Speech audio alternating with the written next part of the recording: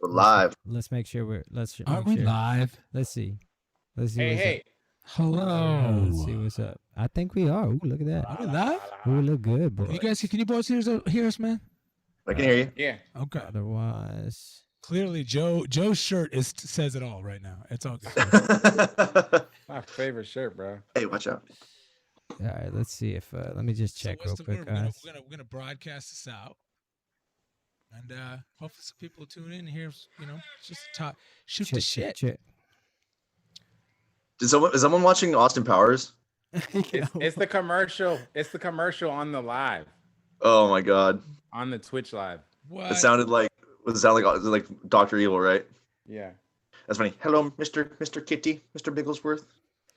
Let's see. I'm ready. I'm ready to be Dr. Evil. Just need to shave my cat. I got the haircut. You got the cat. Yeah. $1 billion. Okay. All right, boys. Well, we are live. All right, so we can see It's live. questions. Oh yeah, I see you guys on the laptop, and we see you on the. Oh yeah. Joe, where are you? Joe and Nick, where are you guys right now? I'm in Geographically. LA right now. I'm in LA in my little dungeon dome little studio space right now. Sick. I love it, dude. They shut everything down, bro. And Cheers. you got the Mad Max haircut going right and away. I still got a full bar in the house Oh, there you go. And the umbrella. and the umbrella. It's 5 o'clock somewhere. Exactly. You already got the workout in, yeah. I love that. Yep, early this morning. Oh shit, here we go. Oh, Okay, you're, so you're one of them cats. You work out like what at 6, 7 a.m. Oh no, hell no! I can't do that. It's way. I'm not. I can't do that. Oh. Either, dude. I probably try to get the workout started by 10, and even then I'm grumpy as hell. Like I can't. Yeah. I don't want to talk to anybody. I'm like I don't feel like being here. My engine usually, no matter if I get up at if I get up at 7 or I get up at 11, my engine doesn't start revving until like noon, and then I'm like, all right, I'm gonna work out. Me neither. I don't want to talk. A to musician people. time. I don't want to talk to people daily until like at least 10:30, 11. Like if I get phone calls before then, it's not happening. Well, don't ever have kids, bro. You'll be talking to them like all night, and then I'm not going to talk to them either. Yeah, no. That's the point of. That's why I'm getting married, so I don't have to talk to them. I like that. This is sage advice. Sage advice. Yeah. Oh god. Nikki B, where are you, dude? So what do we got? We got Hey Wise dudes.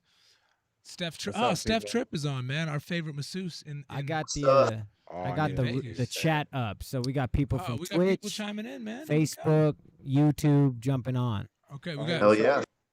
All right, so here we go. So Joe's in LA, and Yes. Nick, you're in San Diego.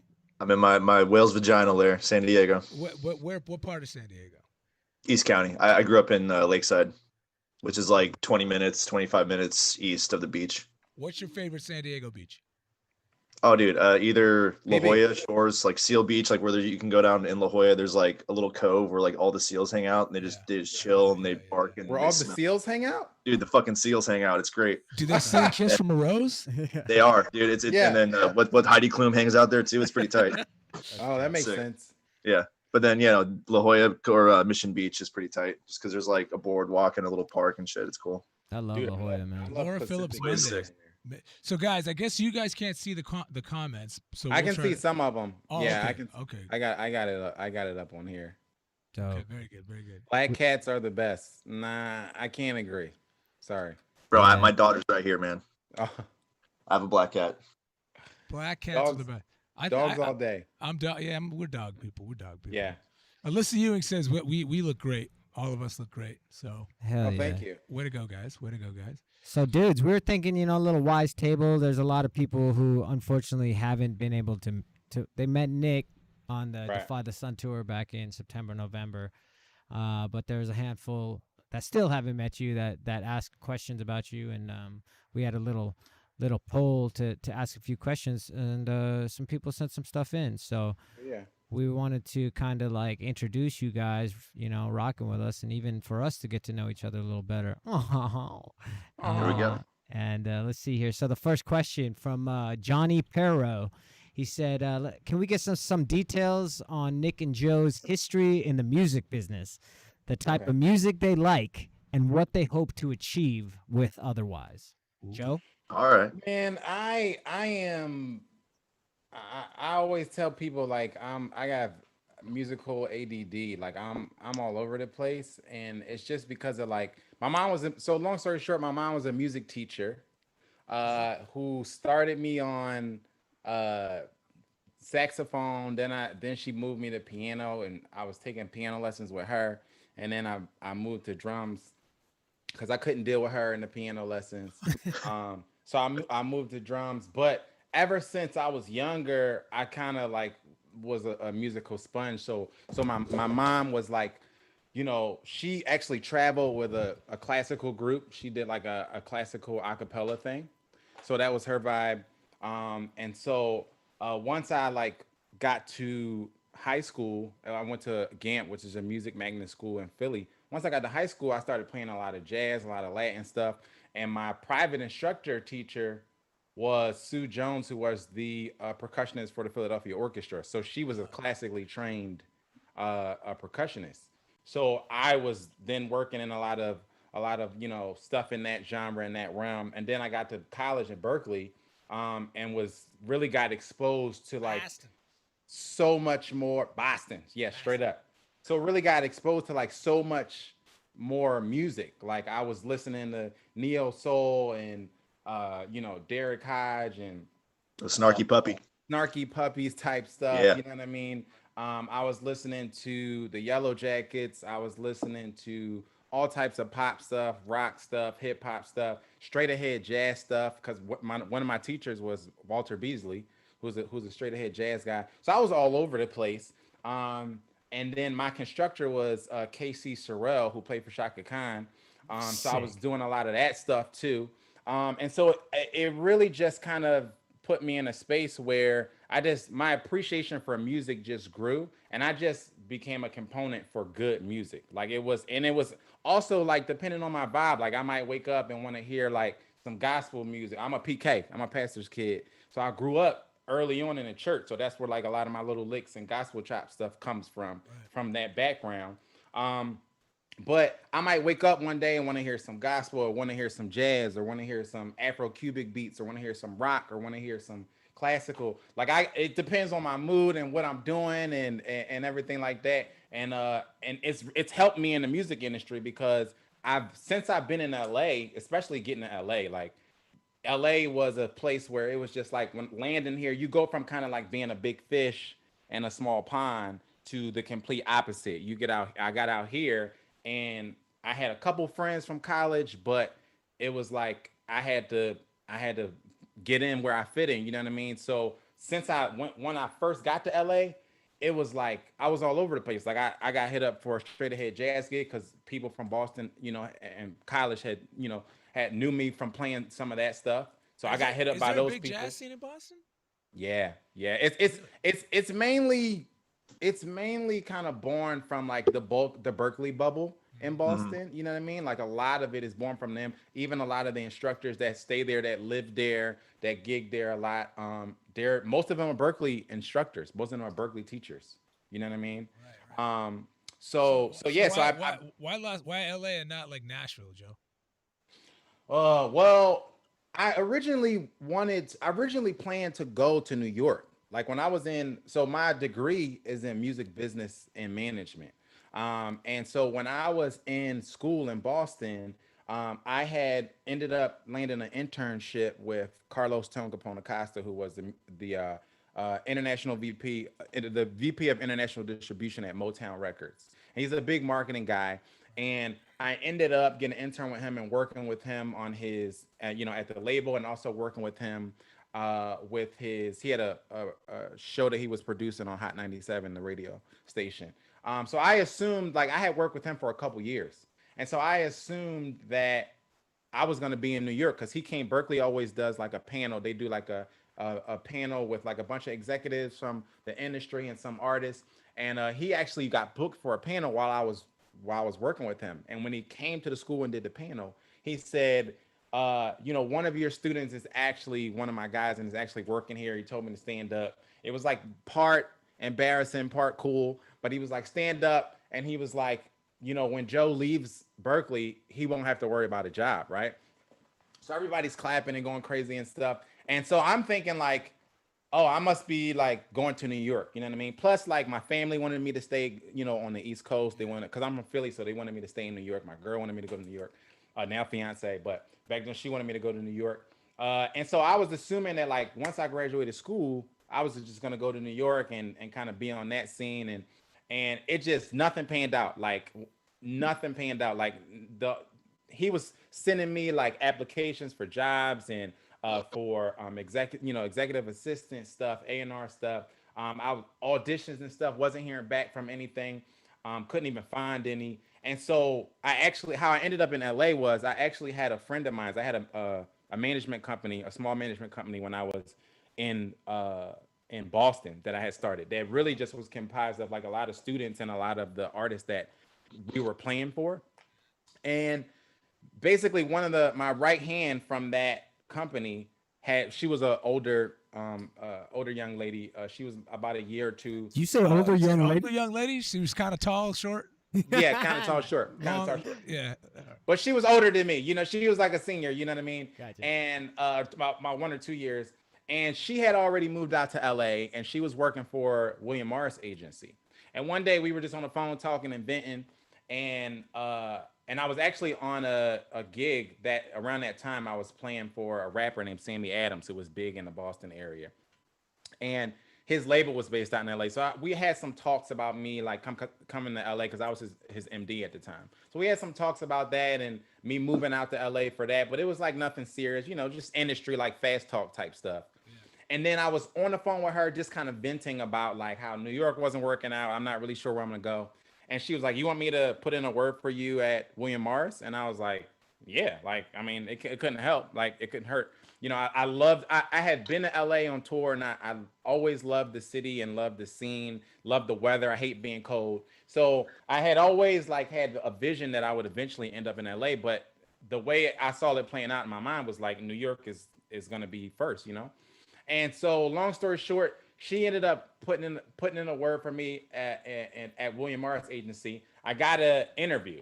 So I came out to LA for the interview and was like, around looking at, while I was here, I had some friends here. So I was looking at some apartments and stuff completely prematurely. Just was like, let me shoot the shit with some people, check out the spaces or whatever. When I got back to Boston, one of my friends was like, yo, I found this dope spot. It's cheap.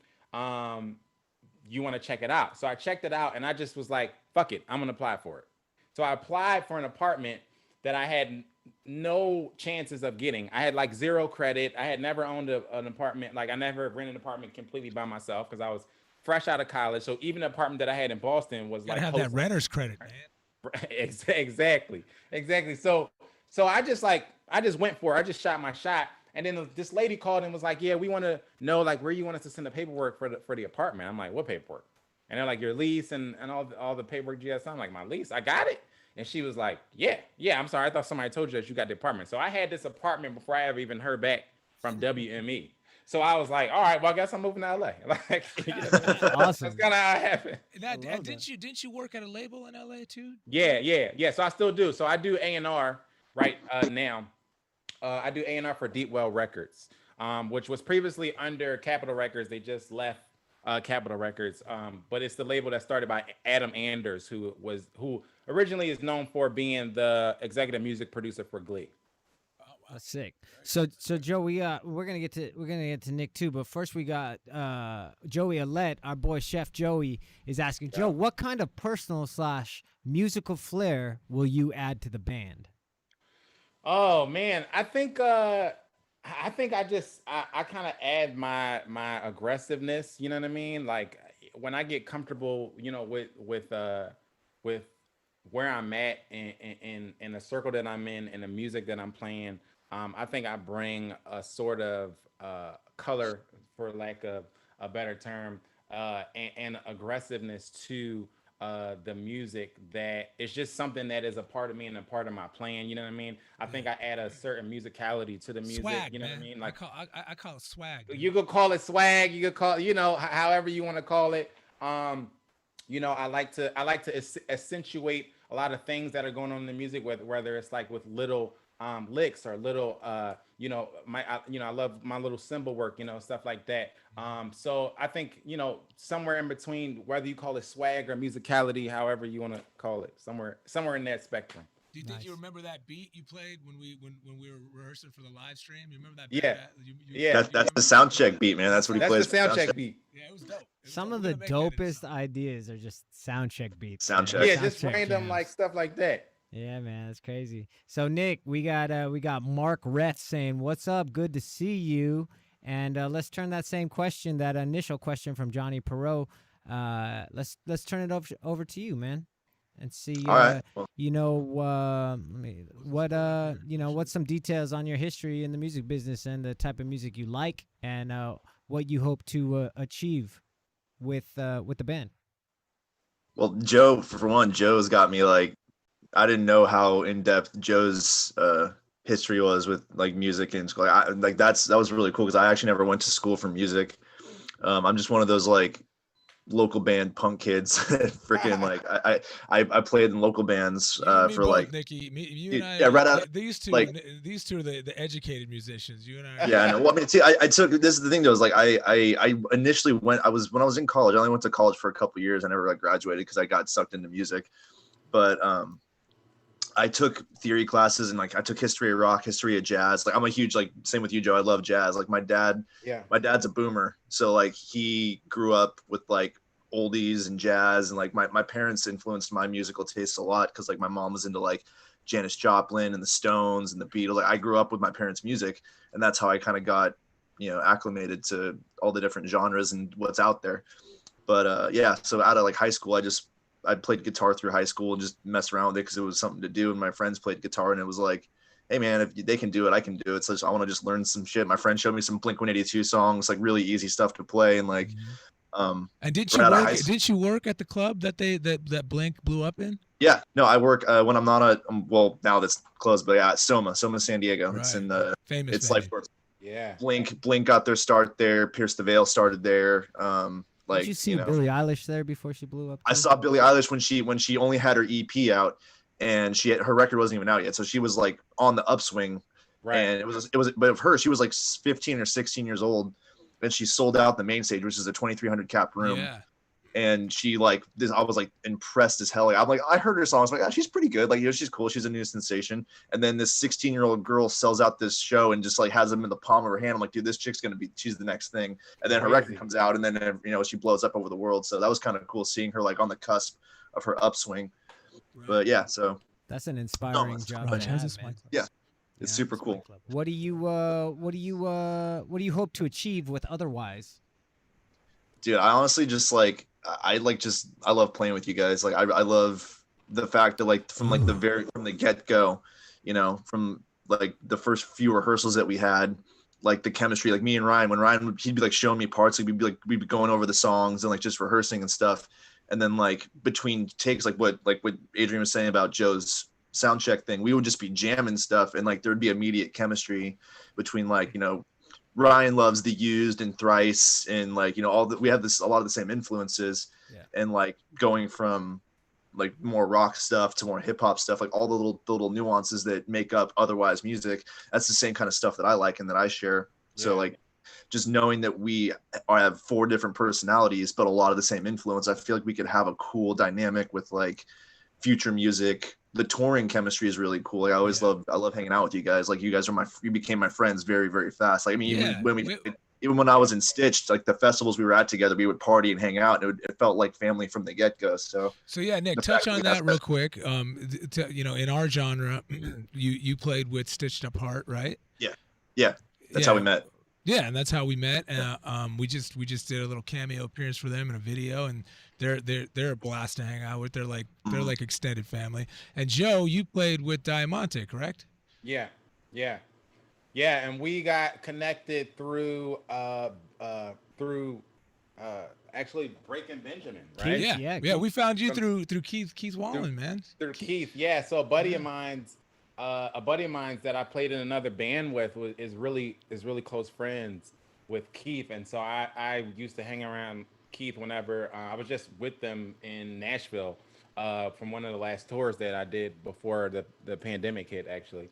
And so so I linked up with you guys through them, and been rocking with you guys ever since. I think that piggybacking off what Nick said, like the one thing I love about playing with Otherwise is like, you know, these guys are they're dope people, like as you could see from following them, but they're killer, like it's killer musicianship all around. You know what I mean? It's the versatility, like, you know, with us having these backgrounds, you know, I was telling Nick the other day, like a lot of the things that some of my instructors taught me when I was coming up was to put me in a position where I can hang with motherfuckers like these, right? Because they're like, if you can play this, you could play any type thing, you know what I mean? Yeah. And I love Otherwise music because it's pushing you, it's challenging, and I'm in a bubble with some of the most killing musicians, you know what I'm saying, that I've ever gotten to play with.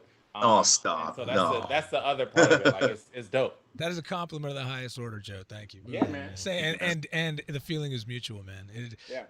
I'll say that, you know, it started with you, and then when Joe came into the fold, it feels like we've been playing and hanging out together for longer than it actually has. Right. You know what I mean? That's So, right. the live stream for sure. I was actually going to mention, like what Joe was saying, like when the first couple shows we had were like really rough because we had not had any rehearsal time. I mean, NAMM was really good because, like, you know, every time we played together, it's felt like super cohesive, and like having not seen each other in like 4 months, we show up to rehearse for the live stream, and like it was like instantly Joe was nailing every song. Like your flavor you were adding to the songs felt like you had done it for like tours, you know, like it felt like you had been doing it. And it felt natural, and like all the little nuanced stuff you were adding in the songs, like it felt like it belonged there. And like, you know, once we got past that first show at the Viper Room, sold out show at the Viper. Show, man. Oh man, do people know about this Viper Room show? Oh, man. I mean, the people were there. Like, Like, know about this no, I mean the background, like the backstory of it, like the I don't think people know that, like the cops like tried to shut us down because there was like a noise ordinance or something. Like it was crazy. Yeah, man. That was nuts, man. The Viper Room has this magical way of just screwing shit up. You know, you think you're going down there and you're on the Sunset Strip, and you know the LA industry list is, you know, a football field long, and it's like then it just turns out so bad. You know, the bass level could only be at a certain thing, and you know there was no low end. It wasn't even just like the bass; like there was no low end in the room because that was the noise ordinance. They can't have below certain. They can't have below a certain frequency because of the residences. They can't have the low end can't carry the residences, which is ridiculous. Yeah, man. You know, the Sunset Strip, man. Come on. And dude, I love hanging out at the Viper Room, but there's definitely some mojo going on in that room, man. I mean, and like this was years before we even knew you guys. We played this you know, we were an unsigned band at the time. We played this showcase. And I mean, dude, like there were big names in the room. I mean, fucking Mike Mushock from Stained was watching us, and the sound check was killer. And we got off sound check and was like, I went to the gym that's like right there, that 24-hour fitness. You guys know which one I'm talking about? That's like, it's looking up at the hills, and I'm just working out. I'm like, I'm gonna have a fucking house up in these hills after this shit. And then we got on stage, and it was a clusterfuck. You know what's awesome is like zero interest, man. Dude, I had a flashback when we played there when we just played. I had a flashback to that show. I'm like, fucking Viper Room, man. That's like the Viper. Yeah. I mean, don't get me wrong. I want to come back and play there again with y'all. I want to come back and have some drinks. But redemption. Candace Stubbs says it's the Depp curse. It's the Depp curse. Yeah, the giant. Is River Phoenix messed up? Is it the River Phoenix curse? Who knows, man? Shit, man. But that makes sense though. Yeah, man. So that show was an awesome way of just getting thrown into the fire, you know? That was trial by fire, 100%. Yeah. It's all downhill from that, fellas. So we're good. Yeah. We're good now, man. We got through that shit. In the words of Stone Sour, it's all downhill from here. Chef Joey says River Phoenix his ghost is strong there. He was a practical joker, and he still is. Oh, wow. That explains a lot. Pretty nice. Yeah, that makes sense. So maybe, Yeah, that man. makes sense. Yeah. That makes sense. That So makes let's sense. see. Got some more Jessica questions. Allen asks, what has been your favorite thing to do to stay positive during this crazy time? And that's for all of us. So AP, why don't you take that one, AP, and then Joe. I mean, my absolute favorite thing to do, as cheesy and non-rock and roll as it is to be with my boys. Right now I'm in Vegas. The wife and kiddos just left about a week ago. My brother and I have a lot of work to do, on the rock and roll tip, on the entertainment tip. But yeah, during this pandemic, it was just awesome to be with my boys and my wife and just hang with them and just chill. Like Nice. that was the best. Nice. Joe, what about you, man? For me, music, man. Like just being able to, obviously we haven't been on stage a lot. So I've been doing a lot of recording from the house. Me and a friend of mine's who's a producer just got a contract with Splice. I don't know if anybody knows what Splice is, but Yeah, a bunch Splice of, is sick. sound packs and stuff. And we got a contract to do a drum and guitar sound pack Sick. for a bunch of them for Spice. So I've been working on hundreds of samples, drum samples, and all types of. I've been in here doing all types of weird shit to get weird sounds out of. Joe, let me get that pack when it's done, man. Just Yeah, send got it. you, man. bro. Send me the Dude, link. Send me the link. I got bro. you. So Signature so pack yeah, from Joe I Conner. got you. I got you. We'll do it. We'll put it up and do a promo code or something. But yeah, it's just that the thing that's what's keeping me sane, being able to come in my little space every day and just be building my little home studio. Because there's a bright spot in everything, and I think the bright spot is it's pushed, me personally into another realm that I had to tap into that I really didn't have to. Like I was torn so much that I wasn't doing a lot of like home recording myself, So I've now been having to zone in and go, okay, I'm gonna figure this out. I'm gonna figure out what my setup is, get my mics right, So that's the bright spot in it for me. For sure. Yeah, I mean, for me too, it's someone was just asking. I am Steel Piper 1 said, "Have you guys been writing any new music, any new songs to look forward to?" And exactly that is like the music, jamming for. I've been trying to figure out the streaming thing, for what 2 months now. I've been working on it, but yeah, just having so much time to like. All right, there's so much craziness in the world going on right now. I guess I'll just pick up my guitar. And there's like a certain pressure to like writing there. It's like a double-edged sword when you get into a band and a group, and there's a certain expectation, when you're working with labels and you got management, there's a certain expectation for what they want from you or what they expect from you. But this, our new manager, shout out to Zach Yoshioka. He's on like, right now. He's on. What's up? Yeah, he's on. It's like that reset button on the video game console, and this pandemic has kind of created that. So as far as music, it's like reset. All right, I just get to play. Like, what do I want to play? Like, not what the band needs, but just what do I want to play? And that's been a really positive, like reassuring feeling to know. It's like, dude, the music will always be there, even if the world is burning down, dude. The music will be there. So Nick, and you're an accomplished engineer yourself. I'm sure you've been working on music, but besides picking up the guitar, you've been picking up some of them weights, man. You've been hitting that pile, dog. Oh yeah. Well, I would say I'm an engineer. I wouldn't say accomplished. I'm still working on it. But yeah, your group Glass Heart, right?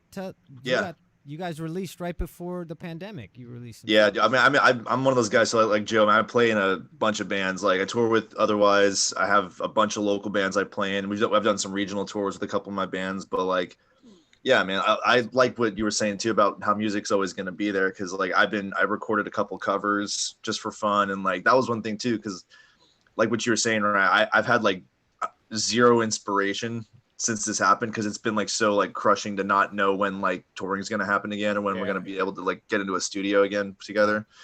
But like just being able to just play, like just having the freedom to like, oh man, remember that song I used to play? Do I still know it? Like just dust it off and like throw it back out and like see if you remember how to jam. And like, well, dude, you busted out a couple of jams of yours in the acoustic VIP sessions that were dope. As fuck. That was I love doing that. I love doing the acoustic stuff. yeah, just I mean, working out has been a godsend to like just keep sane. And like you guys actually, I've worked out off and on throughout the years, but joining otherwise actually kickstarted me to like actually do a regular thing and started like training every day. And like now if I go a day without working out, I feel like I like completely wasted the day. So it's like, I got it in right before we did this, man. Yeah. So. Yeah. Yeah, we pump each other up for the workouts. Yeah. Well, we got, dude. You guys set the bar high, man. We got to. I mean, standing next to y'all in photos and shit. It's like, all right, man. Yeah, I need to do some crunches or something. You guys, I'm like, oh, dude, I'm the fat guy in the band. No, Nah. I just gotta go. I was It's not that, it's muscle, bro. Come texting on. Ryan the other day, and I think it was something about something I was drinking, and he was like, "Nah, I'm about to hit the gym and work off the weekend or some shit like that." I'm like, "Oh, all right, yeah." And then, so if I'm slacking, I'm like, "All right, I gotta get into it. I gotta get back on it. Like, get back on the horse." Man. Hey, so here's a cool question from a cat named Steve Gockley. Where did it go? I'm paraphrasing it. Yeah. Steve Gockley is asking if you could be picked up by any sponsors, who would it be? Truly. Yeah, truly. Truly, we've definitely been keeping that company alive in this pandemic. Yeah, dude. Oh. Fourth of July. You know what? I've actually been like very like anti seltzer beer or whatever, but I'm not gonna lie, like those lemonade Trulies are pretty sick. Like my girlfriend had me try them, and I was like, all right, I'm gonna try them. Yeah, they're pretty good. The Truly rep. Tell them to tune in. Yeah. We will rep. Right, we will right. rep you hard. But like I mean, like musically, I mean, I don't know. I'm a huge, since being a studio guy, I'm a huge pedal fiend. So like, you know, like TC Electronic or like what's a couple that I got. What is it? MXR would be another good one. Like I'm like I love profilers. I like, you know, in the digital world we have like Kempers and we have Axe Effects and Line 6. There's all these really cool profilers. But I love in a studio setting. I love pedals and experimenting with shit because it's just a lot of fun. So if Truly for sure, like Truly for the band, 100%. But like Truly number one.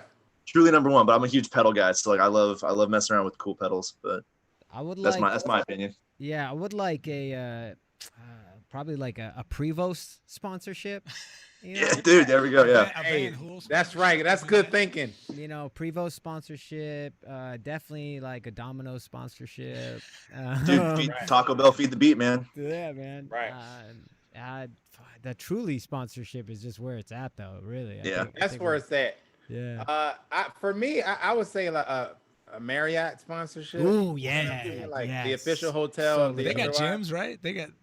You know what I mean? Something like that. Something, you know what I mean? Or Home and Suites, Marriott Home and Suites sponsorship, something like. Because people don't understand, like when you on the road a lot, you're not always sleeping in the best places or under the best conditions. You know what I mean? That'd be a game changer. You know what I mean? It's funny you say that, Joe. Actually, I had this. I know it would probably never actually work, but I had this idea like on tour once. I'm like, there should just be a chain of hotels that's strictly for touring musicians, right? Like that's like cheap and it has like gyms and shower, like, you know what I mean? Just like it wouldn't be fancy, but just like a room and a gym, just like that, you know. Yeah.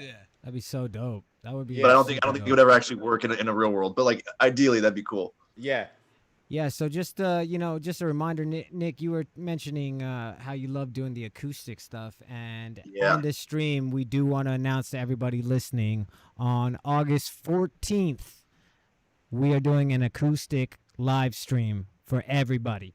We're doing it live to the world. Our stream 2 weeks ago today, it's hit over 50,000 people, and we're going to build up. We're doing an acoustic live stream. We actually got a request from our homie, Senator Barry Feingold. He said, hey, will you guys do an acoustic live stream? We're like, hey, we're planning it. Right here, right now, we're announcing that, yes, the four of us are getting back together. The boys are coming back to Vegas. We're going to Structure Exhibits, and we're doing an acoustic live stream for all you guys. So if you have some requests, you know, maybe kick them out there, throw them out there, and maybe we'll throw them into the Put set. it in your phone. You know what I mean? So that's without a doubt. Oh my God, Nick, this is Reagan's mom. What are your intentions with my daughter? The best comment ever. The best comment ever of the year, if not the day. That is the best. Don't answer that, good. BDN. Don't answer that. Yeah, dude. Yeah. Next question. No, Next I'll answer question. I played the fifth. Oh my gosh, I plead the fifth. That's so funny, dude. Ask you know what? Ask Reagan what her intentions are with me. That's the real question. How about that? How about Yeah. Our question is, what are your intentions with our bass player? Okay, answer us that. Yes. How about Riddle that? me this, Reagan.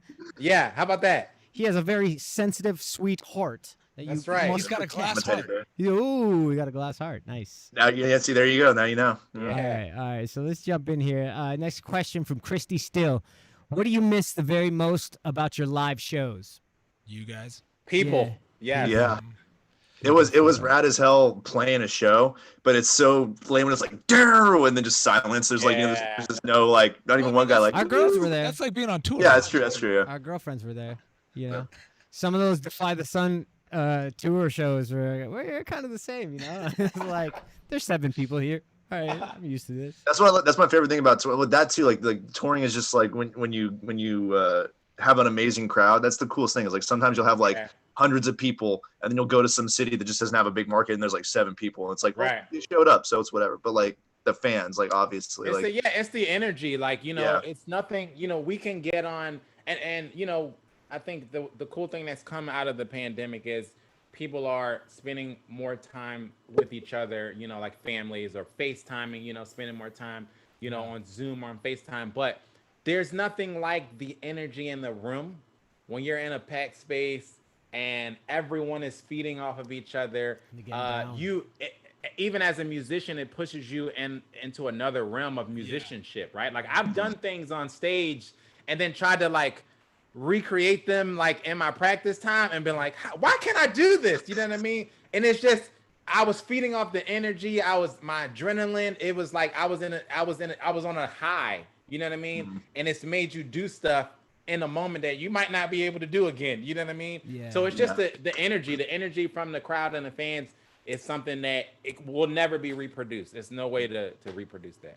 Yeah. And truck stops. I miss truck stops. Also truck stops. Truck stops. Terrible food. There is something that I do miss, like sometimes when you're on tour and you just get behind the wheel and you're driving and you just get to see like the vast lands of America, and you're like you're just on a mission when you're on tour. Like it sucks, and it's just like we got to get to the next spot. But then sometimes there's these like moments of fresh air where like probably the sun's rising and you're just driving, everybody else is sleeping, and like you look out and it's just like, dude, this is crazy. Yeah. It's super humbling. Like it puts a lot of stuff in perspective. Like like those weird like transient moments where you're just like things become very clear and like you understand. You're like, oh, this is why I want to do this.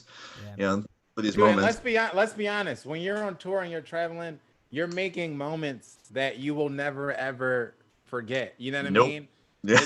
There's nothing like we can do as many live stream shows from here to 2025, but it's nothing like building those memorable moments in whatever place that you're in that you will never, whether they're good or bad. Some of them the fact that they will stick out in your brain forever is something that you'll never replace. For sure. So Mama Jody, Joe Bug, she's asking. This question's got asked a few times now, but they want to know what was one of our first rock shows. So Joe, what was your first rock show that you ever saw? Oh, that I ever saw? Yeah. Oh man, it had to be. Man, this had to be a long time ago. Man, that's a tough one. I would say it was a televised one. It was a Guns N' Roses one on TV. Sick. And I was young.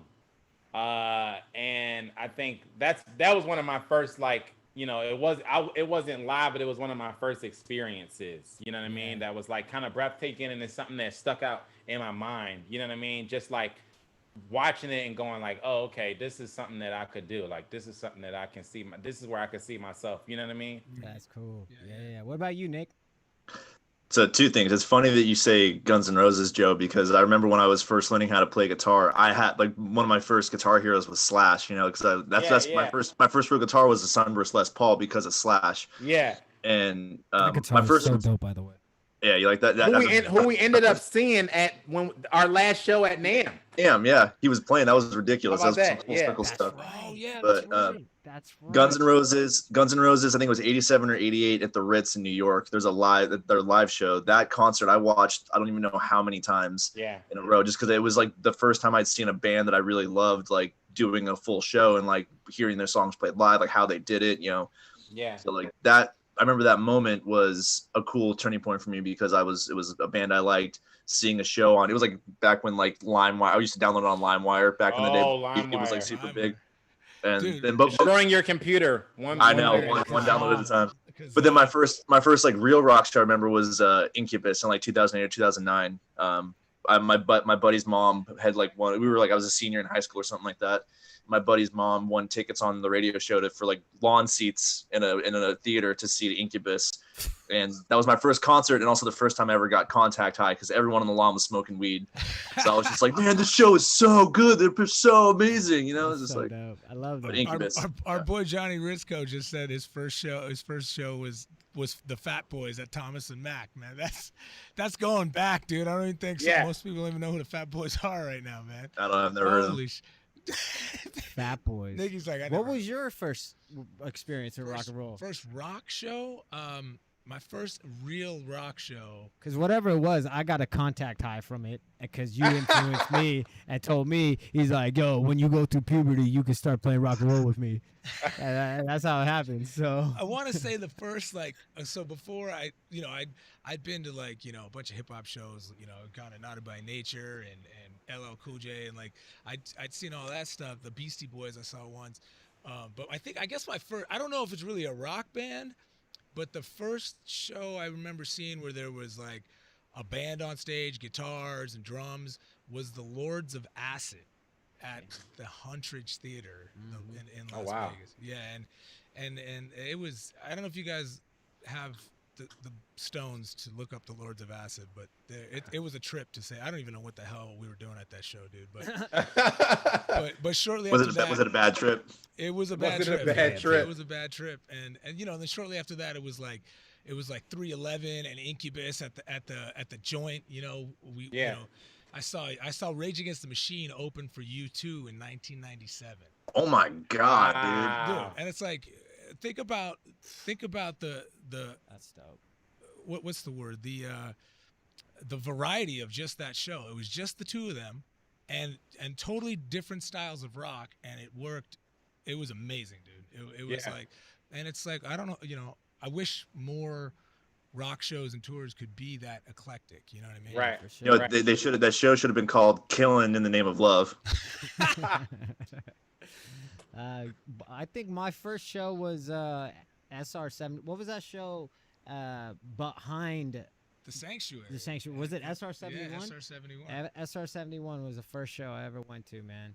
SR71. Wow. Yeah, dude. So let's see here. We got Wendy Koch. Let's see.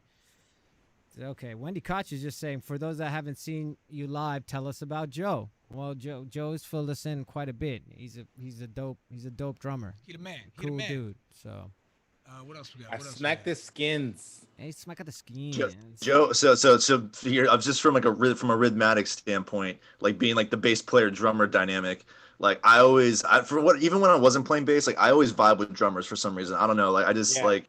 I love it's a rhythm section vibe. Well, see, here's the thing. I love drums and I understand how drums work in music. I can't play drums. Like I can write if I like when I'm writing like songs, if I use like MIDI drums to like write a part, I can write super sick drum parts because I know how they fit into a song. But if you put me behind a kit, I can't fucking play it. Yeah, it's just like this weird thing where my limbs don't work in unison.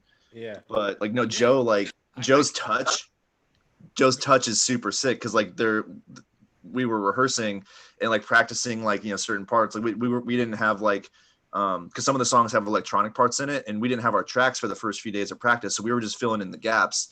And between bass and drums, we were like kind of messing around with ideas and like the dynamic for like how hard he can hit in certain points and then his like touch on like the really intricate stuff. Like that's a cool dynamic with a drummer, because some drummers are just beasts and they just hit really hard, and some guys are just super light and technical. But Joe has a really good range where he can like play soft and like tasteful, and then he can just beat the hell out of his drums like on the chorus and shit, and like it fills the whole space like perfectly. Yeah. Oh, man. Thank you, Nick. I love you too. I love you, man. I love you, I man. miss you, man. It's Yeah. all Which over. part? We should get That a is part one, together. yeah. That's one thing personally. I'm like so excited for like the Wise family and Wise Nation to hear you guys and hear us. Now, yeah, they got to see us on the stream, and Yeah. thank God to Kill Pop and Hinton Media and Structure Exhibits to make sure that our stream sounded good. But I'm like excited because we're so eclectic now, and Yeah. it's like it's gonna be something to be reckoned with when we can go back out and play live. Yeah. It's gonna be a heavy chapter for sure. So we got Sandland 100 on Twitch asking, so what guilty pleasure song do you have on y'all's playlist? And if it comes on, people would look at you strangely. Oh man. Dude, I straight up, I'm a huge Maroon 5 fan, but like I love Maroon Yeah, 5 in their soft rock days, dude. Like the Letters to Jane, that album. Great Um, Yeah. album. Great like songwriters. Harder to Breathe. I get down to Harder to Breathe. Like that song's so That sexy. sounds funky, Like dude. it's Yeah. so funky. I love their soft rock days. It was just like it was jazzy but like sexy. Like I love that like sexy soft rock. Like Maroon 5 is one of my Sexy guilty soft pleasures. rock. Put it on It's a sick. t-shirt. Dude, sexy soft rock. It's what I'm Sexy about. soft But rock. then I love like and Cradle of Filth. I got it's diversity. Yeah. Right. It's cool. Dude, for me, this is easy. Almost any song from Maren Morris. Like Yeah. I am in love. Who for people who don't know is actually a country artist. Right. Nice. And I mean, she's a super, like I said before, like I'm just a lover of music, like good music. If it's good music, I'm like I can find a space in my day to where it fits. And Totally. Maren Morris is a super dope songwriter. Like she's one of the best songwriters out right now. Her pen is just crazy, and I really enjoy great songwriting. Like I just love great songwriting. Yeah. And so she has that album. I can't think of the name of the album, but it's like one. I think it was her first or second one. That's just like one of those top to bottom. Just you could just play it through, and it's just probably one. People will see one of them songs from Maren Morris on there and be like, "Huh?" But I'll be in my car with the volume all the way up, bumping Maren Morris song. That's awesome. Right. What about you? I got a lot of guilty pleasures on mine, dude. I'm an 80s and 90s kid, man. So, I love, Take My Breath Away by Berlin. Like I jam out to that song, man. Like It's good. man. It's good. Dude, there's way too many to list. Like, but there's Yeah. a lot of cheesy guilty pleasures on mine. Look, Yeah. all right. It's not like I'm ever gonna pull up the songs, but like if for some reason it's on the radio or it comes up in a playlist, I grew, in middle school, NSYNC and like Backstreet Boys, like those songs are good. Oh, songs. wow. You don't. You right. should not. No, You should yeah, not even right. feel guilty. Don't even feel Don't guilty even about feel that. guilty, bro. All right, they cool. go hard. Like, All right, word. yeah. Yeah, those are good songs, man, and like I Oh, will God. sing them. You know what I mean? I Don't will feel try and hit the guilty. high notes. It's Yeah. true. Everybody does. He confirms. Yeah, man. Everybody does. I was Yes, what's up, Doug? I was on a cover gig a while ago that y'all came to in a bar, in a local bar, and Huntington Beach. y'all know, like on those type gigs, when you hit them with the Backstreet Boys or some NSYNC, They go nuts. the whole place is going crazy. You know what I'm saying? That's It's a given. Damn. Yeah, Mhm. yeah. My wife's watching. She eats that shit up, man. It's you can. Yeah. I mean, and it's not like, even if you don't like the songs, you know the fucking songs. You what know I'm the saying? song. Like, you Yeah. know the damn songs. Yeah. Yeah. Okay, straight up though, Nickelback. I will say Dude, that I love Nickelback. Come on, People, man. Songwriting, man. it's a controversial thing. Here's the thing: like people a will talk shit on controversial- Nickelback till they're blue in the face, but then you put on like "This Is How You Remind." Everyone knows that song. They all Right. sing it. They don't even You're care. gonna know it. You're gonna know Yeah. it. dude, I tell you what, man. Good I wasn't songwriting. I understand what happened to hard rock and quote unquote new metal. Nickelback came out, they set this huge bar, and then there was all these kind of derivative acts that followed and Yeah. just kind of watered everything down, right? And I Mhm. wasn't the biggest Nickelback fan myself, but I saw them play at the MGM Grand Garden Arena here in Vegas. It was sold out, and it was a beautiful crowd, and they fucking killed it, man. Yeah. Like, Mhm. I was just like, all right, I get it now, man. Yeah. You, know, you can't talk shit about that. Sometimes it takes for you to see somebody live like that. Just talking about the live aspect that you know that's like sometimes it takes for you to be there live. You know who I saw live who blew my mind, and this is another like guilty thing. It was Pitbull. Really? Oh, yeah. Bro, I saw Pitbull live and I was like, I get it. Like this dude was rocking a stadium. It was one of those radio. We were playing one of those radio shows where they like packed in a suit. You're right, and he's in a suit. He's like, but he was like by himself, rocking an arena. Like, and I'm like, oh, there's levels to this. Like this performance thing has levels to it, and he's one of those guys that you see live, and you forget that you don't even like any of his music, you know, but you're like watching him, like you're singing along the songs you don't know the words to. It's crazy. Right. It's like, yeah. You know, when I became a Pitbull fan, and it wasn't live, but I think my brother showed it to me. There's footage of him at a show, and some dude gets up on from the front row and like starts like throws money in his face, and Pitbull just drops the guy and just keeps going back to singing, like without even like missing a beat or a breath. The dude like threw money in his face, and Pitbull just laid him out and just went right back to the show, man. Wow. That's Pitbull. that's I give Pitbull his respect. Yeah. For sure. Yeah, man. I'll go back to the sponsor question, since the second live show that we played together was NAMM, and you know, the reason we got to do that was because of Gibson and Epiphone guitars. They put us on last minute to get on there, and that was actually really exceptional. So that's a shout out to them for sure. Shout out to Beth. Beth was killing it that day. Yeah. Oh my gosh, all of them. It was a dope show too. It was a really dope show. Yeah, we're hanging with the Hailstorm crew. It was a good time. Yeah. And dude, John Stamos, come on, man. Yeah, John. Yeah, John Stamos. John Stamos was there, bro. For real, like if we could tour with Hailstorm, like I know we were supposed to play a show with them this year, and it ended up getting pushed. But like Hailstorm, I was fortunate enough to tour with them in 2018, and that was one of the best tours I was ever on, because like they're amazing musicians, they're super humble people, their whole crew was really chill, and they treated everyone with respect, and like those are my favorite tours, man, when like everyone just vibes and there's no weird like hierarchy shit, you know, when everyone's just there for the music and the vibe. That's my favorite shit. So shout out to Hailstorm. Well, Nick, that's something that, you know, I kind of like learned from you a little bit on tour too, because, you know, when we were coming up in the Vegas scene in the early 2000s, you know, everybody was like pitted against each other somewhat. Like there was like always battle of the bands, you know, like that mentality. Looking back on it, like it was awesome because we won. Like we won like two of the biggest battle of the bands, but that's because we were like cutthroat about it. Like let's go to war. Fuck everybody. Fuck these guys. And like I don't know how positive that actually turns out to be, but that was something I learned on the Defy the Sun tour too. Let alone that Blacktop Mojo, those guys were super cool, but it's like, okay. Like, yeah, it is dope to be dope with everybody else. Cool, you know what I mean? Like that is definitely something that I've learned here, and looking forward to, you know, having that situation come up, you know? Yeah. What's some this is actually just a question I thought of, but what are like an artist or a band that you guys would love to tour with or play shows with? Oh man. Okay. So I'll jump in because I've been actually thinking about that. Like I've had a lot of time to think about like what tours would be sick. Like for me, like there's a couple, like, because I like tours that are like either really consistent, and I like tours that are super like at ends with like the genre. So like like a rock tour, like I love The Used, and I think we would fit well with them.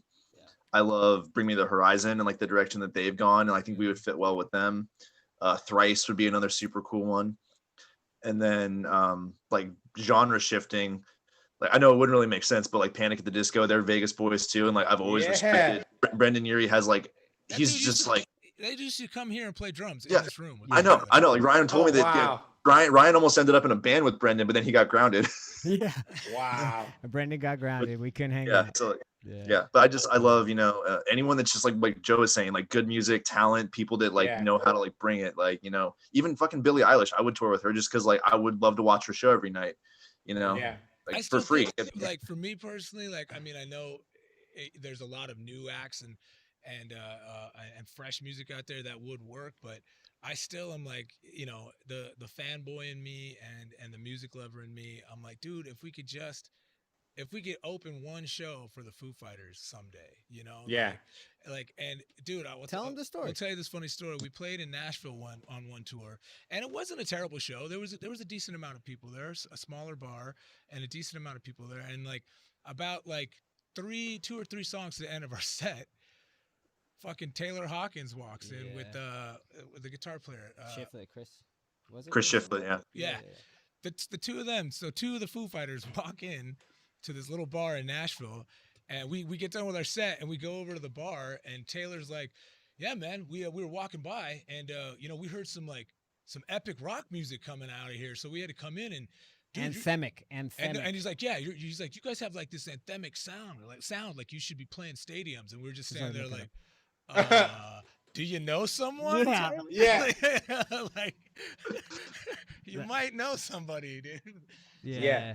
I still think, for me, it's Lizzie Hale, who I love her, and I love her vibe. I love her sound.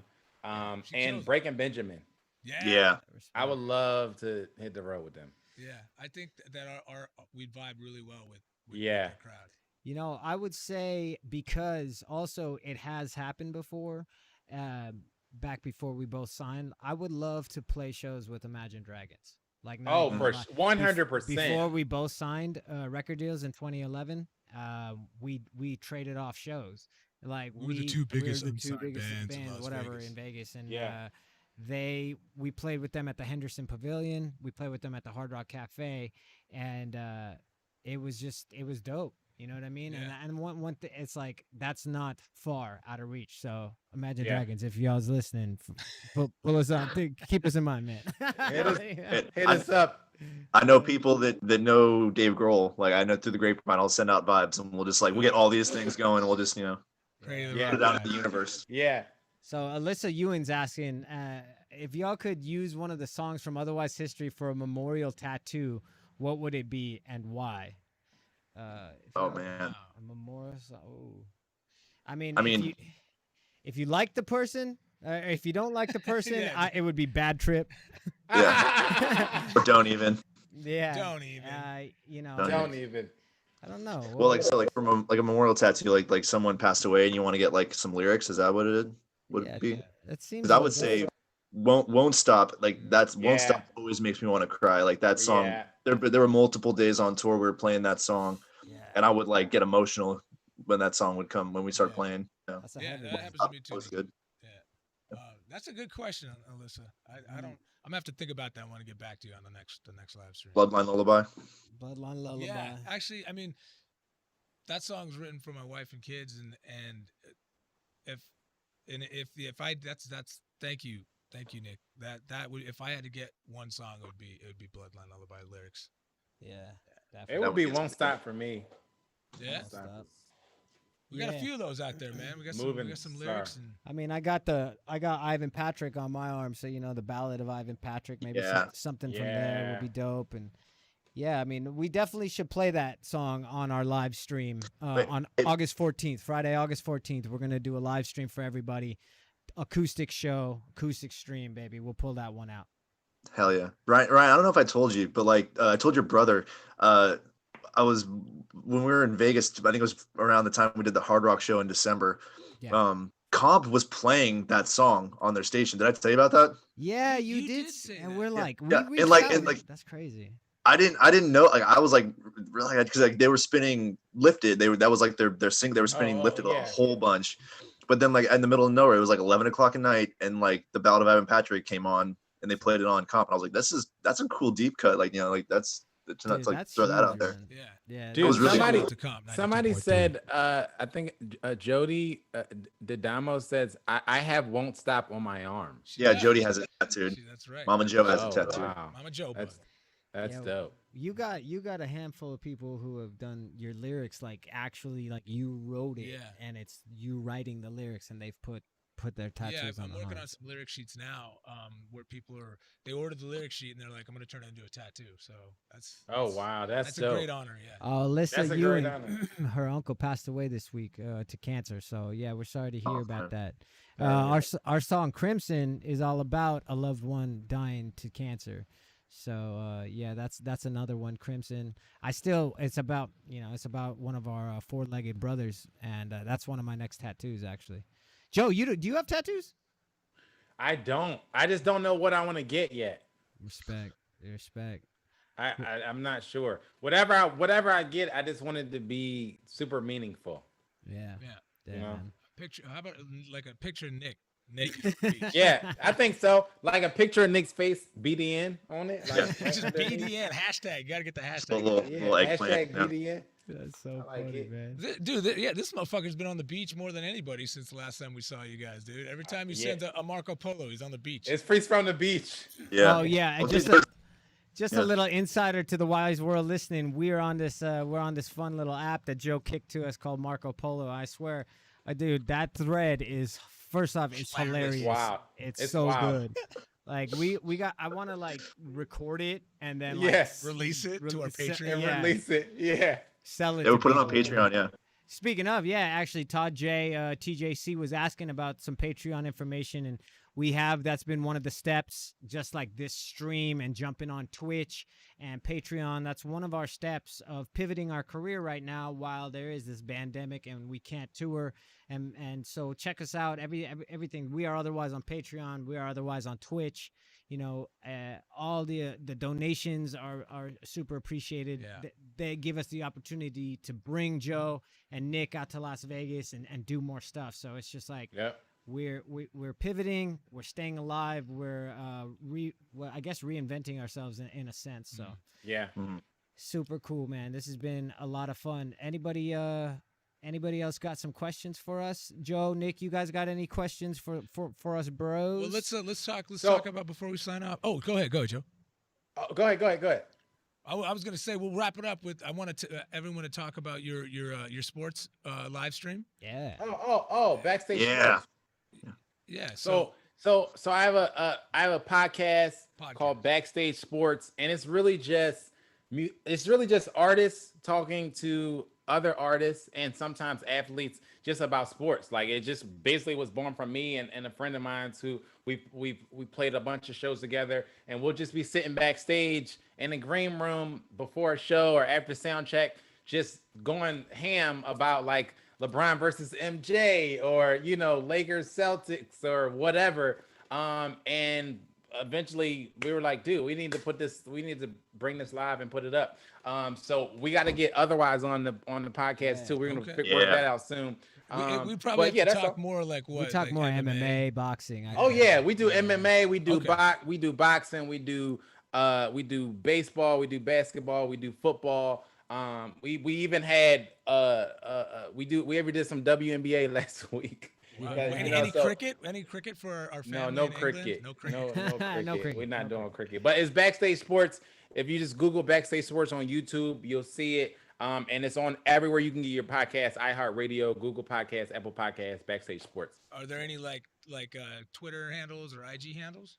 Just at Backstage Sports. If you pull it up, it'll say at Backstage Sports with Joe and JT. That's a great name, man. You'll find it. Yeah, I love that. But it's fun. It's really fun. Nick, what do you got? Got anything new coming out with Glass Heart? Any projects on the horizon? I'm just working on stuff, like I have a bunch of music that's just chilling. I haven't pulled the trigger on releasing it just because it's to the point now where I might just throw it out for the hell of it just because there's nothing else going on. There's no way you can't, there's no shows to play or tours to promote it, but like for, just for fun, I have stuff that I'll probably push out a little bit, we'll see. But I definitely want to get some more stuff going with otherwise. Like I love jamming with you guys and for sure, man. For sure. The acoustic thing. We got thing's gonna be fun. We got some fresh jams. My brother's been laying tracks down. We got some people we collaborate with who have some good ideas that are going to keep things popping for us. So I'm excited to bring the music to you guys and the songs once we have something to listen to. Chef Joey wants to know our boy, our celebrity chef in Dallas. He wants to know if Joe and Nick are vegetarians. No.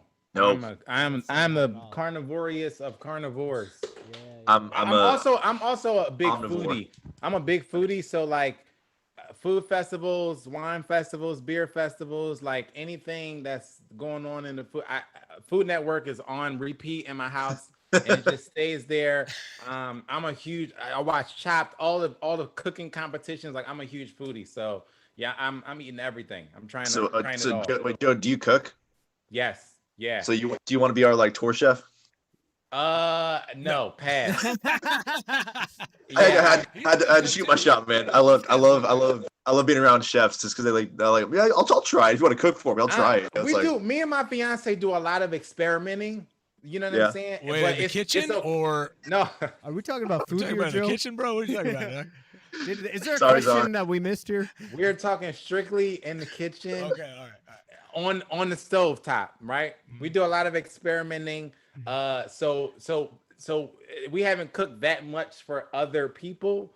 At least I haven't. So I would be nervous to do that, you know. But she can cook her face off. So we'll get her to cook us some stuff. We'll get her to do a whole. We'll do a whole otherwise a cookout situation, and we'll get her to throw some stuff on. I'm a rad bartender, so I'll trade drink services to food. Mixologist.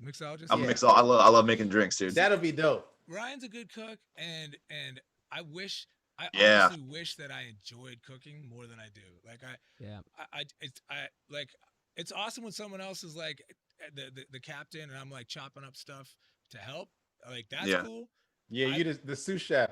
I just don't. I don't take like much pleasure out of cooking food. I take pleasure out of eating it, but you know, I wish that my mindset was different. Maybe I can change it. Yeah. Watch some more Tony Robbins. Ryan killed it. Yeah, watch Sopranos, dude. I don't know what it was like. During the pandemic, I started watching Sopranos, and like I don't know, something about there was like chicken parmesan on one of the episodes. I was like, man, I'm gonna make chicken parmesan. I was with my girl and her mom in Long Beach, and it took like 4 hours. Okay, it was like an all day Italian. But her mom was like, this is the best chicken parmesan I've ever had. And wow. Mom and Dad said that, and she wasn't lying either. And you know, she was like genuinely like, and honestly, I also was like, whoa, this tastes hella good. Like this is crazy. So just watch Sopranos, bro. It'll get your mob boss on. You know, you gotta man the grill. You know, you gotta make the sauce, and you gotta go, dude. Speaking of Polo, we were on Polo and 4th of July weekend, and Ryan was on the grill, and I was jealous because I couldn't be there in part because he looked like he was crushing it. And that was the next day. The next day after the live stream. We missed you so much, dude. Like that was shout out to Ryan for killing the grill on 4th of July. I was mad, man. I'm like, damn, I'm missing it. Yes, I did have another question. What was it like? I mean, I know Nikki, you were here for the 4th, but Joe, in your neighborhood, what was the celebration like? Was it just because I mean, here in Vegas is known for like, you know, there's an Indian reservation Native American reservation not that far away. That's, you know, you can drive like an hour and buy a shit ton of illegal fireworks. And Vegas is kind of known for, if you like drive up to the temple, you can watch the whole city, and the whole city just looks like it's popping off, like it's a sea of fireworks. But here at the crib over here in the barrio, man, it was like, dude, Nick knows it was like in the streets, man. In the streets, 360. There was just like it was like Beirut or something, man. How was it over in your career? So we were in Long Beach because I played a little. Oh, like, you had that gig, yeah. I had a little like local backyard gig, you know, which was cool, super chill, super fun. But we were in Long Beach, and it was pretty chill. It was pretty similar to where because we live, me and my fiance live in South LA, close to USC, and there's fireworks going off 24/7 during the summertime. Like it's every day is 4th of July over here. Wow. Yeah. And so it was kind of like that, where like you heard some stuff, you know, fireworks going off, you know, around the area and everything like that. But other than that, it was pretty chill. It was nice. It was pretty chill. All right. Yeah, it was shocking on Vegas. It was, seriously, right? It was. Yeah, we definitely need a redo because I was pissed that I was missing the otherwise festivities because I had to leave. I was pissed. Otherwise, I'd have been there. All right. You know, last week we did a roundtable discussion with Lou Brutus at Harddrive Radio and Rob from Escape to Fate. And Lou had asked a question you know, are there any new talents that or anything new that you picked up during the pandemic? Is there something new you guys started doing? Like for me, it was cooking. Like it was grilling. But is there something that you guys started doing that you weren't doing before the pandemic? Playing shows. No. That you started doing. Yeah, during the yeah, pandemic. yeah.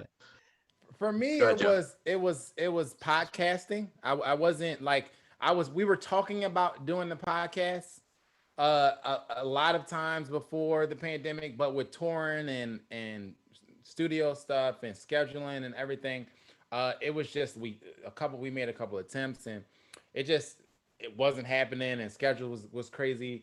And then the pandemic hit and it was like we have no excuse not to put this podcast out. So for me, it was podcasting, you know, doing a Backstage Sports podcast, and it was recording. I had been doing sessions here and there, but never had to record myself. You know what I mean?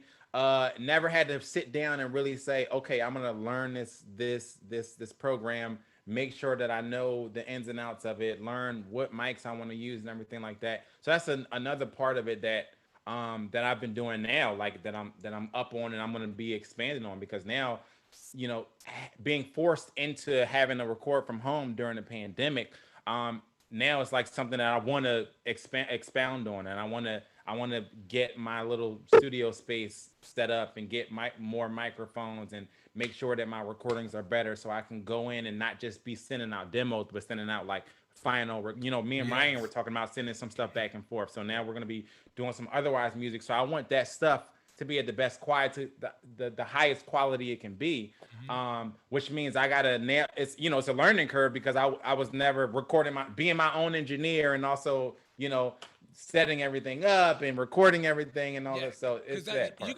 You guys know, man. You know, these industry guys, they'll say, "Dude, just send me a phone recording and I'll know if it's a hit." But no, right. No. Hey, look celebrity shot! Look who just jumped in! Oh, what's up? What's up, man? We got Randy from Stitched Up Art in the house. What's up? Oh my God, good looking guys. What's going on? Look at that! They just jump right in here. What's Jump going on, in. boys? Welcome in. Is Nick still in here? Oh yeah, what's up, dude? Yeah. Where are you guys? You guys in Vegas? You guys in Sin City? Nicholas. Yes, sir. No, we're on our way to Vegas right now. Ah, okay. Oh yeah. All right. Yeah. Dope. Think you coming with us? Yeah, I'll mob out. You got Looks like I'm on the way. That's all you had to say. Jack's having a burger right now. Nick, it's our favorite, dude. Oh, bro, in and out. Oh, dude, yeah, Joe, Zach is another foodie, man. Our manager, Yeah, I Zach, know. Yeah, that's right, man. How far Rand, are we you? had fun with you guys in downtown LA the couple days ago, man. Coming out, man. Thanks for making the trip out to be in the video, dude. Yeah, it was fun, man. It was in and out. Can't wait. It's because of you guys. That's the best video we ever shot. No. Facts. You say that to all your friends. Come on, Randy. It was good times. It was a trip, though, man. Yeah, downtown LA. It was a dude, trip being in downtown LA, Joe. And it being empty? Was it just super empty and desolate? No, it was dirty. Really? And like, It's always dirty. Yeah. No, I but guess so, man. I didn't realize it though, dude, man. but Always. is it? downtown. Yeah. Dude, I remember when we just a few years ago when we were trying to secure a deal and stuff, and we would go. It was I mean, there were like homeless encampments on almost every sidewalk, man. Yeah, man. It's bad. It was like It's third bad down world or there. something, dude. It was wild. Like not nearly as hectic though as it was prior to the pandemic, you know, Yeah. hitting. Yeah. Yeah, it was pretty It was gnarly still a being lot of down people, there, man. And it was. I'm glad we were down in that basement, Randy, just chilling, dude, in the bank vault, man. Yeah, it's good times. Look Save at it. The the video looks super sick though from all the behind the scenes stuff and the clips that we were seeing on stories and stuff. Can't wait to see it. Yeah, it's gonna be hype, dude. It's dope. It Yeah. looked real Man. good. So I had a question for you guys. Not that we'll ever need to worry about that, but if you weren't doing music, what would you be doing? Like, what would your dream be, or what would your dream job be? And then what would you probably be doing also? Like, what would the job be? You know, what are you good at besides music? So this is an easy one for me. So I'll go real quick.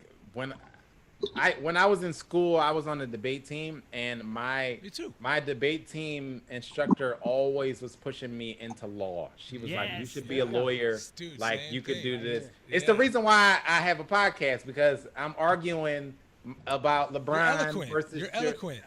I'm constantly battling with my co-host on the podcast, but I would be a lawyer. It would be in law. I would be in law. Same.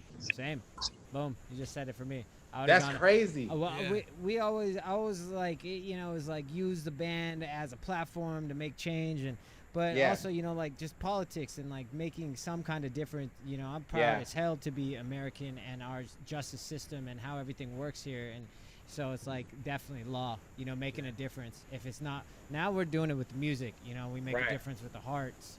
You know, but in law, you know, you can actually make some difference.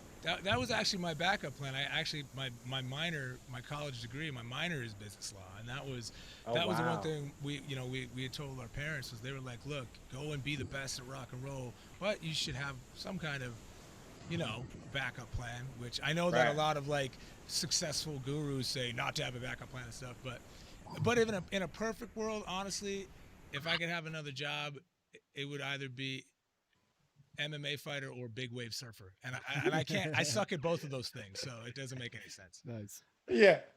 Nick, what about you, dude? Actually, it's kind of funny when when I was in college, like when I first right out of high school, when I was going into college, I graduated in 2009, and right around then there was a shortage of nurses in the hospitals. There was a huge they needed a huge surplus of nurses. So like I actually went to my first year in college, I was studying nursing. So I My wife's in nursing school right now. well, here's the thing. I love helping people. I'm very empathetic. Like I love helping people when they're like hurt or they need like help. You know, like Randy knows I'm a good nurse. I was just gonna say, man, that you did a good job that one time. I remember you had to dress me in the bathroom. I did, yeah. I don't have a problem putting pants on dudes and seeing their junk and stuff. It's no big deal. Oh wow. Yeah. What about you, Randy? Like- what would you do, brother? If like let's say music was off the table, what would your second dream job be? Are you asking me? Yeah. Randy would be a banker. Randy would be a banker, 100%. Yeah. Make a right. Go 210 East. I would probably be doing something in accounting or something like that. Actually, What I say? Called it. math has always been like my best subject, man. It's actually something to me that I actually enjoy doing. So, and Wow, actually, man. I'm doing all the accounting. Zach loves the spreadsheets I send over to him. I love that. Oh, man. What about Zach? Zach, what would you do, bro, if you weren't a successful business manager for bands and a show promoter? I would probably be in the band. Ah, my man. And then find a guy like me to help me out. I love that, Zach. That's why, you know, Honest answer. we're so happy to be working with you, man, because there's so many people in our industry who can't play music, don't understand what it's like to be on the road, but Right. they want to control everything and they think they have all the right answers. Yeah. So, you Right. know, it's cool Like that I told you guys day one, I don't claim to have the answers to anything. I just try to find what works and I try to amplify it. And more than anything, I just try to make things cool. And if we're not cool, you know, we got to get in the cool guy club. It's as simple as that. You know, I love to curate art, and you guys are really, really great artists. Oh, appreciate that, man. Thank you. You've been a big I love you inspiration too. to It's get working this so going, far, man. It's So, working. you know, August 14th, we're going to be getting all together. We're going to run. August 15th, we got a little secret sauce going on. But August 14th, Private party. But August 14th. August Put that 14th is date there. for all y'all. Put the date in. Subscribe to us on Patreon. We are otherwise. Subscribe on Twitch. It's much appreciated to everybody who's tuned in for the last hour and a half. Stitched Up Heart, check out there. Yeah, check out Stitched Up Yeah. Heart. They got some good We stuff just got ours coming. rolling yesterday. All right. Yes. Let's do some of these like coming up real soon, Randy. Yeah, man. We'll see you tomorrow or maybe tonight. Joe. All right. Oh, yeah. Are you guys gonna come hang out tomorrow? Yeah, we will. Absolutely. I heard it's Zach's birthday. It is. Whoa! Happy birthday, son! happy Yeah. birthday, Yosh. I'm 22 years old in Asian years. I'm down and dumped shots of tequila down his throat. Oh Yeah. yeah, let's do this, man. As Yeah. you should. Well, to everybody who tuned in, we Yes. really appreciate it, man. Thank you. It's been going off, and Joe and Nick, we love you guys. Thanks for The hard work, man. opening up the books to the wise world and letting them know what's up. And Randy, thanks for jumping on. The celebrity shot came in. Celebrity cameo, Yeah. baby. It's all because of this man right here. This Yeah, guy. the mastermind. Love it. We love you guys. We'll see you soon. And And thanks again for making the trip out to LA, dude. Absolutely, man. That's what it's all about. We all got to work together and keep this rock and roll alive. You know what I mean? stay safe, Yeah. stay strong. Yeah, everybody. Peace. All right. Love rock and roll. Love rock and roll, We'll baby. catch up soon, guys. Thank you. Love you guys. All right, Love you everybody. guys. We Later. out. Peace. Let's end this bad boy. End it for all. Is there a way to stay on the Twitch? And then let's see if we could. Did I stop streaming?